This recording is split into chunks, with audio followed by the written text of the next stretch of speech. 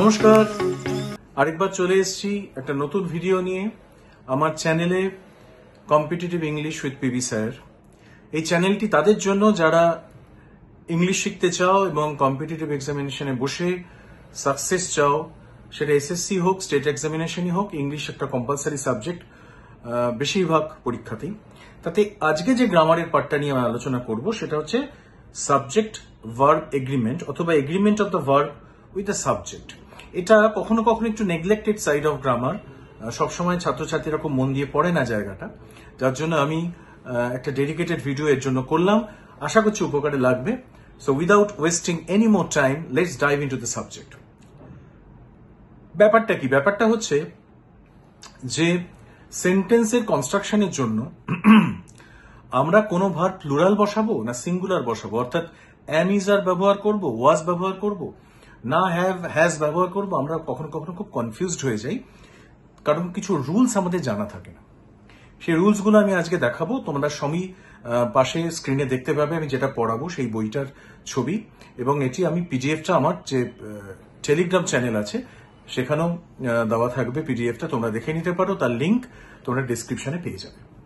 Let's begin. প্রথমে বলছে যে আমরা জানি যে এ finite verb agrees with is subject in number and person, as I am wrong, the cat runs fast, we know him well, we look ill, you look ill, এগুলো খুব easy. যেখানে এটা অ্যাকচুয়ালি মনে রাখার কথা হচ্ছে যে থার্ড পার্সন সিঙ্গুলার নাম্বারে সিম্পল প্রেজেন্ট টেন্সে বা প্রেজেন্ট ইনডেফিনিট টেন্সে ভার্বের সাথে এস বাই এস যোগ হয়।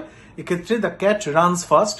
আমার মনে হয় যারা শুনছো তারা সবাই জানো, যে মিনিমাম ইংলিশটুকু যে জানে সে জানে যে third person singular number simple present টেন্সে ভার্বের সাথে এস বাই এস যোগ হয়। Second point, error of proximity. Proximity মানে নৈকট্য, কাছাকাছি থাকা। Sometimes the verb is made to agree in number with a noun other than its proper subject because the noun stands near it. This should be avoided. This should be avoided. কিরকম বলছে? কখনো কখনো কোনো noun ভার্বের কাছে থাকে বলে আমরা সেই নাউন অনুযায়ী ভার্বটাকে চুজ করি, কিন্তু অ্যাকচুয়ালি সেটা হবে না। কিরকম দেখো, এক্সাম্পল দিলে বুঝতে পারবে। The state of affairs is sure to cause him anxiety. State of affairs মানে যে অবস্থা চলছে তাতে তার উদ্বিগ্নতা বাড়বে, উদ্বিগ্নতা হবে। এখানে দেখো স্টেট অফ অ্যাফেয়ার্স এর পর ইজ আছে। ভুল হতেই পারে যে অ্যাফেয়ার্স যেহেতু প্লুরাল আমরা আর করে দেব, ব্র্যাকেটে লেখা আছে দেখো নট আর, আর হবে না, কারণ এখানে সাবজেক্ট হচ্ছে দ্য স্টেট, অবস্থা, দ্যাট ইজ সিঙ্গুলার। সুতরাং the state is sure to cause him anxiety এইভাবে আমরা ধরবো।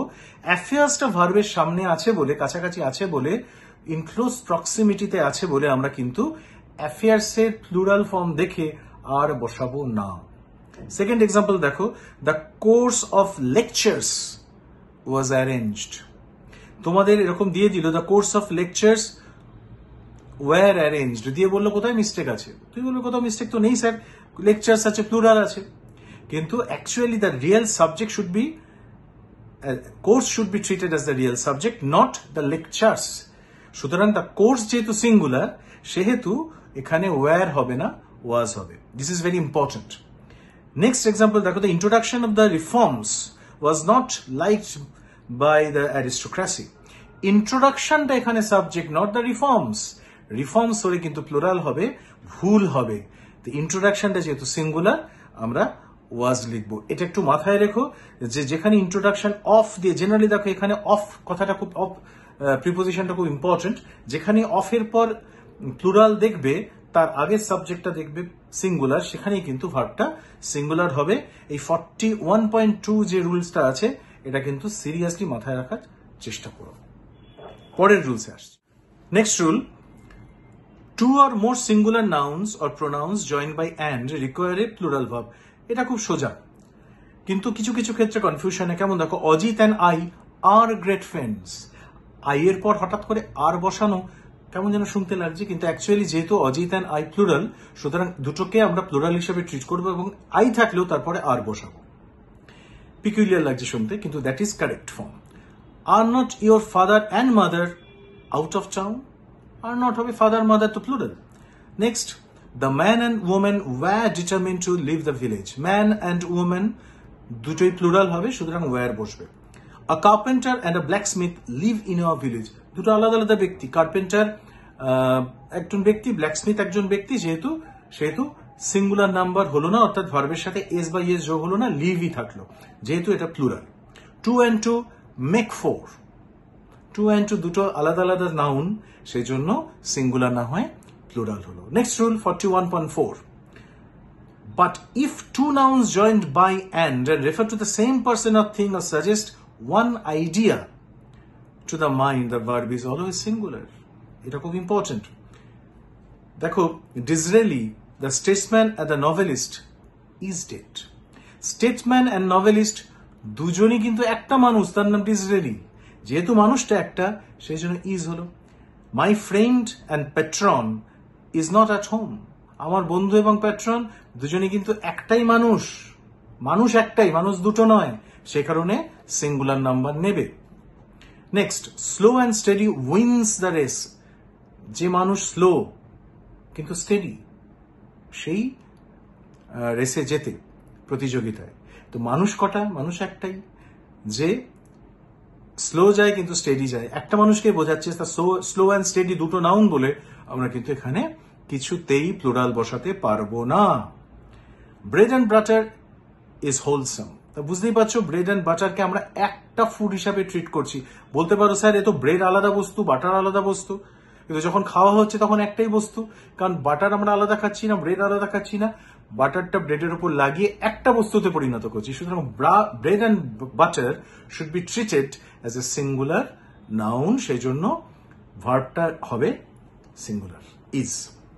সো একই রকম ভাবে egg and bacon is a favourite breakfast dish, অথবা curry and rice was my favourite dish. ভাত এবং ঝোল দুটো আলাদা আলাদা জিনিস, কি করে ইজ হলো? আবার বলছি, আমরা ভাত আর ঝোল মিশিয়ে একটা বস্তুতে পরিণত করে খাই. সো এইভাবে আমাদের মনে রাখতে হবে, যখনই দুটো জিনিসের নাম হতে পারে কিন্তু বস্তুটি অ্যাকচুয়ালি একটাই, bread and butter, rice and curry, eggs and bacons, তখন কিন্তু প্লুরাল হবে না, সিঙ্গুলার নাউন হিসাবে ট্রিট করা হবে. ওকে, নেক্সট দেখো, when a singular nominative noun or pronoun is joined to another noun or pronoun by with, as well as, besides, and not, together with, no less than, and other similar expression, the verb is singular. আমি important লিখে রেখে দিয়েছি তোমাদের জন্য. This is very important rule, একটু seriously মাথায় রেখো. কিরকম? The shop with its contents was burned down. Sorry, shop মানে দোকানটি, দোকানের সমস্ত বস্তুর সাথে পুড়িয়ে দেওয়া হয়েছিল. দেখো, the shop was burn down, with all its কন্টেন্টটা কিন্তু যেহেতু শপের মধ্যে ছিল, সেহেতু আমরা সিঙ্গুলার নাউন হিসেবে ট্রিট করব. দেখো, ship with its crew was saved. জাহাজটি তার সমস্ত নাবিকদের নিয়ে এবং যারা ছিল জাহাজে সবাইকে নিয়ে সেভ করা হয়েছিল, সিঙ্গুলার নাউন. শিপটা এখানে সিঙ্গুলার, ভেতরে যা যা আছে তাকে আমি সিঙ্গুলার হিসেবে ট্রিট করব. একই রকম ভাবে কয়েকটা এক্সাম্পল পড়ে দিই. Silver as well as gold, as well as থাকা মানেই সেটাকে সিঙ্গুলার ধরবে. The father as well as the son is industrious. তারপর দেখো, he no less than you is guilty. তাহলে আমরা রুলে দেখো লেখা আছে no less than, as well as, এগুলো থাকলেই আমরা সিঙ্গুলার হিসেবে ট্রিট করব. No one besides Sohan, Sohan knows it. Besides দুটো দেখো, নো ওয়ান, সোহান দুটো আমি আলাদা আলাদা নাউন হিসেবে ট্রিট করব না, যেহেতু বিসাইডস আছে. And not, Kiran and not you has won the prize. Kiran তুমি নও, কিরণ প্রাইজ পেয়েছে. যেহেতু নট ইউ আছে, অ্যান্ড নট আছে, সেহেতু এটা সিঙ্গুলার হবে. Harish together with his friends was present. দেখো, শুরুতেই 41.5 এর রুলে যেগুলো দেওয়া আছে আমি আন্ডারলাইন করে রেখেছি, এগুলো মুখস্থ করে ফেলবে. এগুলো থাকা মানেই সেটা সিঙ্গুলার নাউন. পরের রুলে যাবার আগে একটা নোট আছে, সে নোটটা তোমাদের একটু বুঝিয়ে দিই. খেয়াল করে দেখো, অ্যাজ ওয়েল অ্যাজ যখন আমি ব্যবহার করছি, আমি একটু আগেই বলেছি অ্যাজ ওয়েল অ্যাজ মানে সিঙ্গুলার, কিন্তু এক্সেপশন কোথায় হয় দেখো. when two subjects are joined by as well as, নোটটা দেখো 271 পৃষ্ঠায়. the verb agrees in the number and persons with the first one. দেখো, my comrades as well as myself were invited. এখানে কেন were হলো? as well as তো আছে, তার কারণ হচ্ছে প্রথম যে পার্টটা রয়েছে, প্রথম যে নাউন রয়েছে as well as এর আগে সে প্লুরাল, সে যেহেতু প্লুরাল, আমি as well as কে সিঙ্গুলার থাকলেও as well as হিসাবে, মানে as well as কে আমরা সিঙ্গুলার হিসাবে ট্রিট করব না। ফর এক্সাম্পল দেখো, হি as well as they was present, দে থাকলেও যেহেতু as well as এর আগে হি আছে, হি সিঙ্গুলার, সেহেতু এখানে was হয়েছে। এর দে যদি আগে থাকতো, দে as well as হি, তাহলে কিন্তু ওয়ার হতো। যদি এটা ফরমেশন নয়, আগে থার্ড পার্সন সাম থাকবে, সেহেতু প্রথমে যখনই দেখবে as well as আছে, প্রথমে যদি প্লুরাল থাকে তাহলে এটা প্লুরাল ভার্ব হবে, প্রথমে যদি সিঙ্গুলার থাকে তাহলে সেটা সিঙ্গুলার ভার্ব হবে। এটা খুব ইম্পর্টেন্ট, মনে রাখো। নেক্সট 41.6 রুল দেখো, two or more nouns or pronouns in the singular connected by or not, sorry or not, take the singular verb. যেমন either the cat or the dog has been here, neither Horish nor his brother is to blame. সহজ ভাষায় either or অথবা neither nor থাকলে simple নিয়ম singular number হবে, কিচ্ছু extra বোঝার নেই। either or neither nor মানে singular. Next 41.7, but when one of the subjects joined by or nor is plural, the verb must be plural and the plural subject should be placed nearest the verb. এটা আরেকটা বেশ গন্ডগোলের rule. কিরকম? the farmer or his sons plow the fields। খেয়াল করে দেখো, the farmer or দেওয়া আছে, তারপরে প্লুরাল আছে, or এর পর যদি প্লুরাল থাকে তাহলে ভার্ব প্লুরাল হিসাবেই ট্রিট করবে নাউনকে। যেমন প্লাউ আছে, প্লাউজ নেই, সন্স প্লুরালটা ভার্বের কাছে বসবে। neither the old man nor his sons, আমি একটু আগে বলেছি আইদার আর অর, নাইদার আর নট থাকলে প্লুরাল।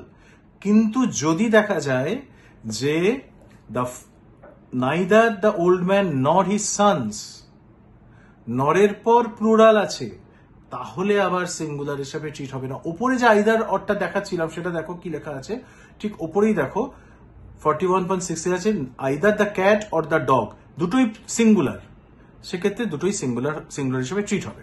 কিন্তু যখনই দেখবে neither you nor he singular আছে, ইজ টু ব্লেম হবে।